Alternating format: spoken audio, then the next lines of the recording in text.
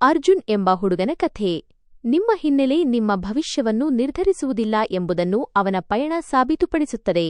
ಯಾವ ಟೆಸ್ಟ್ ಸರಣಿಯನ್ನು test series ಖರೀದಿಸಬೇಕು ಎಂಬುದಕ್ಕಿಂತ ಮುಂದಿನ ಊಟಕ್ಕೆ ಸಾಕಷ್ಟು ಹಣವಿದೆಯೇ ಎಂಬುದು ಪ್ರಮುಖ ಕಾಳಜಿಯಾಗಿರುವ ಮನೆಯಲ್ಲಿ ಬೆಳೆಯುವುದನ್ನು ಊಹಿಸಿಕೊಳ್ಳಿ. ಮಹಾರಾಷ್ಟ್ರದ ಒಂದು ಸಣ್ಣ ಹಳ್ಳಿಯಲ್ಲಿ ಅರ್ಜುನನ ತಂದೆ ಉರಿಬಿಸಿಲಿನಲ್ಲಿ ಆಟೋ ರಿಕ್ಷಾ ಓಡಿಸುತ್ತಿದ್ದರು. ಕುಟುಂಬವನ್ನು ಸಾಗಿಸಲು ಕಷ್ಟಪಟ್ಟು ಸಂಪಾದಿಸುತ್ತಿದ್ದರು. ಆತನ ತಾಯಿ ಗದ್ದೆಯಲ್ಲಿ ಕೆಲಸ ಮಾಡುತ್ತಿದ್ದರು. ಅವನ ವಯಸ್ಸಿನ ಇತರ ಮಕ್ಕಳು ದುಬಾರಿ ಖಾಸಗಿ ಟ್ಯೂಷನ್ಗಳಿಗೆ ಹೋಗುತ್ತಿರುವಾಗ ಅರ್ಜುನ್ ಬೀದಿ ದೀಪದ ಮಂದ ಬೆಳಕಿನಲ್ಲಿ ತನ್ನ ಕುಟುಂಬದ ತ್ಯಾಗದ ಸಂಪೂರ್ಣ ಅರಿವಿನೊಂದಿಗೆ ಓದುತ್ತಿದ್ದನು. ಕಷ್ಟಗಳ ನಡುವೆಯೂ ಅರ್ಜುನ್ ಒಬ್ಬ ಬುದ್ಧಿವಂತ ವಿದ್ಯಾರ್ಥಿಯಾಗಿದ್ದನು. ಬಡತನದ ಚಕ್ರದಿಂದ ಪಾರಾಗಲು ಶಿಕ್ಷಣವೊಂದೇ ದಾರಿ ಎಂಬುದನ್ನು ಅವನು ಬೇಗನೆ ಅರಿತುಕೊಂಡನು. ಒಮ್ಮೆ ಶಿಕ್ಷಕರೊಬ್ಬರು ಅವನಿಗೆ ನಿಮ್ಮ ವಾಸ್ತವವನ್ನು ಬದಲಾಯಿಸಲು ಮತ್ತು ನಿಮ್ಮ ಪೋಷಕರಂತಹ ಜನರಿಗೆ ಸಹಾಯ ಮಾಡಲು ನೀವು ಬಯಸಿದರೆ ಐಎಎಸ್ ಅಧಿಕಾರಿಯಾಗಿ. ಯುಪಿಎಸ್ಸಿ ನಿಮ್ಮ ಬ್ಯಾಂಕ್ ಬ್ಯಾಲೆನ್ಸ್ ಬಗ್ಗೆ ಕಾಳಜಿ ವಹಿಸುವುದಿಲ್ಲ, ಅದು ನಿಮ್ಮ ಕಠಿಣ ಪರಿಶ್ರಮವನ್ನು ಮಾತ್ರ ಗೌರವಿಸುತ್ತದೆ ಎಂದು ಹೇಳಿದರು. ಆ ಒಂದು ಮಾತು ಅವನ ಮನಸ್ಸಿನಲ್ಲಿ ಕಿಡಿಯನ್ನು ಹೊತ್ತಿಸಿತು. ದೇಶದ ಅತ್ಯಂತ ಕಠಿಣ ಪರೀಕ್ಷೆಗೆ ತಯಾರಿ ನಡೆಸಲು ಅರ್ಜುನ್ ಹತ್ತಿರದ ನಗರದ ಚಿಕ್ಕದಾದ ಮತ್ತು ಇಕ್ಕಟ್ಟಾದ ಕೋಣೆಗೆ ಬಂದು ನೆಲೆಸಿದನು. ಪ್ರಸಿದ್ಧ ಕೋಚಿಂಗ್ ಸಂಸ್ಥೆಗಳಿಗೆ ಸೇರಲು ಅವನ ಬಳಿ ಲಕ್ಷಾಂತರ ರೂಪಾಯಿಗಳಿರಲಿಲ್ಲ. ಅವನ ಬಳಿ ಇದ್ದದ್ದು ಹಳೆಯ ಎನ್ಸಿಇಆರ್ಟಿ ಪುಸ್ತಕಗಳು, ಎರವಲು ಪಡೆದ ನೋಟ್ಸ್, ಉಚಿತ ಯೂಟ್ಯೂಬ್ ತರಗತಿಗಳನ್ನು ವೀಕ್ಷಿಸಲು ಒಂದು ಅಗ್ಗದ ಸ್ಮಾರ್ಟ್ಫೋನ್ ಮತ್ತು ಕಬ್ಬಿಣದಂತಹ ಇಚ್ಛಾಶಕ್ತಿ. ಅವನ ದಿನಚರಿ ನಿರಂತರವಾಗಿತ್ತು. ಅವನು ಸರಳವಾದ ಅಗ್ಗದ ಊಟವನ್ನು ತಿಂದು ಬದುಕುತ್ತಿದ್ದನು.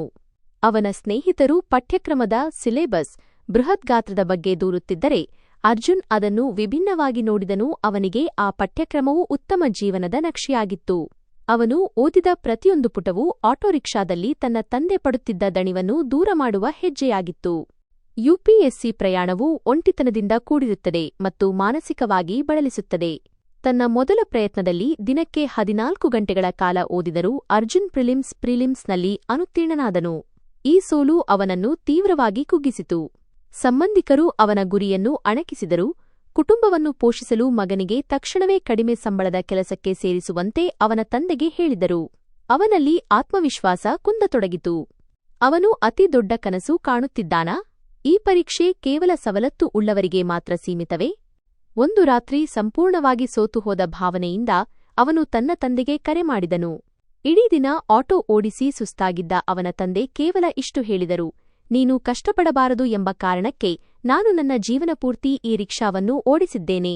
ಒಂದು ಕಾಗದದ ತುಂಡು ನಿನ್ನ ಮೌಲ್ಯವನ್ನು ನಿರ್ಧರಿಸುವುದಿಲ್ಲ, ಆದರೆ ನಿನ್ನ ಪ್ರಯತ್ನ ನಿರ್ಧರಿಸುತ್ತದೆ. ಮತ್ತೆ ನಿನ್ನ ಪುಸ್ತಕಗಳ ಬಳಿ ಹೋಗು. ಅರ್ಜುನ್ ತನ್ನ ಕಣ್ಣೀರನ್ನು ಒರೆಸಿಕೊಂಡನು, ತನ್ನ ತಪ್ಪುಗಳನ್ನು ವಿಶ್ಲೇಷಿಸಿದನು ಮತ್ತು ಮತ್ತೆ ಮೊದಲಿನಿಂದ ಪ್ರಾರಂಭಿಸಿದನು. ಬೆರಳುಗಳು ನೋಯುವವರೆಗೂ ಉತ್ತರ ಬರೆಯುವುದನ್ನು ಅಭ್ಯಾಸ ಮಾಡಿದನು. ಪ್ರಚಲಿತ ವಿದ್ಯಮಾನಗಳು ಅವನಿಗೆ ಕರಗತವಾಗುವವರೆಗೂ ಪತ್ರಿಕೆಗಳನ್ನು ಓದಿದನು. ಅವನು ನಕಾರಾತ್ಮಕತೆಯಿಂದ ದೂರ ಉಳಿದು ತನ್ನ ನೋವು ಮತ್ತು ಭಯವನ್ನು ಸಂಪೂರ್ಣ ಏಕಾಗ್ರತೆಯನ್ನಾಗಿ ಪರಿವರ್ತಿಸಿದನು. ಅಂತಿಮ ಯುಪಿಎಸ್ಸಿ ಫಲಿತಾಂಶಗಳು ಪ್ರಕಟವಾದ ದಿನದಂದು ಅವನ ವರ್ಷಗಳ ಮೌನ ಮತ್ತು ಕಠಿಣ ಹೋರಾಟಕ್ಕೆ ಪ್ರತಿಫಲ ದೊರೆಯಿತು. ನಡುಗುವ ಕೈಗಳಿಂದ ಅರ್ಜುನ್ ಫಲಿತಾಂಶದ ಪಿಡಿಎಫ್ನಲ್ಲಿ ಕಂಟ್ರೋಲ್ ಸಂಕಲನ ಎಫ್ ಒತ್ತಿ ತನ್ನ ಹೆಸರನ್ನು ಟೈಪ್ ಮಾಡಿದನು. ಅಲ್ಲಿ ಅವನ ಹೆಸರಿತ್ತು. ಅವನು ಕೇವಲ ಪರೀಕ್ಷೆಯಲ್ಲಿ ಉತ್ತೀರ್ಣನಾಗಿರಲಿಲ್ಲ, ಉನ್ನತ ರ್ಯಾಂಕ್ ಗಳಿಸಿದ್ದನು. ಕೇವಲ 21ನೇ ವಯಸ್ಸಿನಲ್ಲಿ ಆಟೋ ರಿಕ್ಷಾ ಚಾಲಕನ ಮಗ ದೇಶದ ಅತ್ಯಂತ ಕಿರಿಯ ಐಎಎಸ್ ಅಧಿಕಾರಿಗಳಲ್ಲಿ ಒಬ್ಬನಾಗಿದ್ದನು. ಈ ಸುದ್ದಿ ಅವನ ಹಳ್ಳಿಯನ್ನು ತಲುಪಿದಾಗ ಅವನ ತಂದೆ ತನ್ನ ರಿಕ್ಷಾದ ಸ್ಟೀರಿಂಗ್ ವೀಲ್ ಹಿಡಿದುಕೊಂಡು ಅತ್ತರೂ ಅದು ಸುಸ್ತಾಗಿ ಬಂದ ಕಣ್ಣೀರಾಗಿರಲಿಲ್ಲ, ಬದಲಿಗೆ ಅಪಾರ ಹೆಮ್ಮೆಯ ಕಣ್ಣೀರಾಗಿತ್ತು.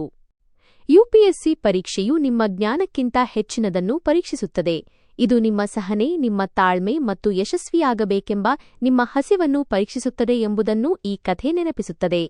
ನೀವು ಸುಸ್ತಾದಾಗ ನೀವು ಏಕೆ ಇದನ್ನು ಪ್ರಾರಂಭಿಸಿದ್ದೀರಿ ಎಂಬುದನ್ನು ನೆನಪಿಸಿಕೊಳ್ಳಿ.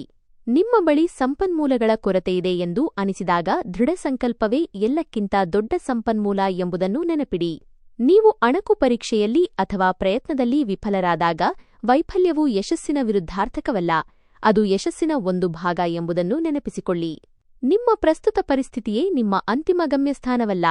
ತಲೆಬಾಗಿ ಓದಿ, ನಿಮ್ಮ ಕಾರ್ಯತಂತ್ರವನ್ನು ನಂಬಿ ಶ್ರಮಿಸುತ್ತಲೇ ಇರಿ, ಮತ್ತು ಒಂದು ದಿನ ಆ ಪಿಡಿಎಫ್ನಲ್ಲಿ ನಿಮ್ಮ ಹೆಸರು ಇರುತ್ತದೆ.